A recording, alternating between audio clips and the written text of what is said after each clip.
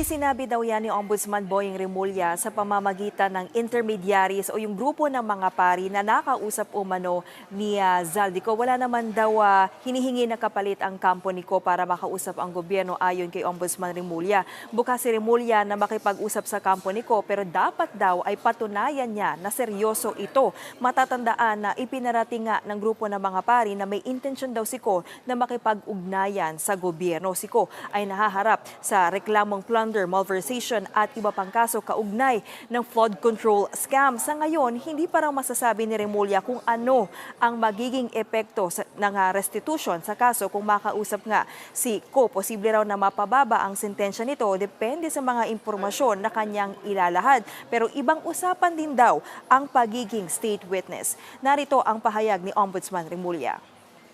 Basta restitution, pag-usapan kagad. Kasi kung talagang willing kayo, then magsauli kayo.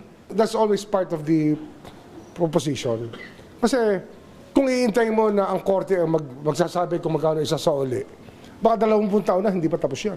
Sabi ko naman sa kanila, dapat yan ang una nating isama sa usapan. Makikipag-usap ka, wala kang kasalanan, tapos wala kang bibigay, wala kang isasauli. Anong pag-uusapan natin? Jiggy, tumugon yung legal counsel ni Ko na si Attorney Ruy Rondain at itinanggi niya na may formal na alok si Remulla kaugnay sa restitution. Jiggy? At Camille, ano ang tugon ng Ombudsman sa petisyon na niyain niyang kampo ni Zaldico sa Korte Suprema para pigilan ang pagliliti sa kanyang mga kaso?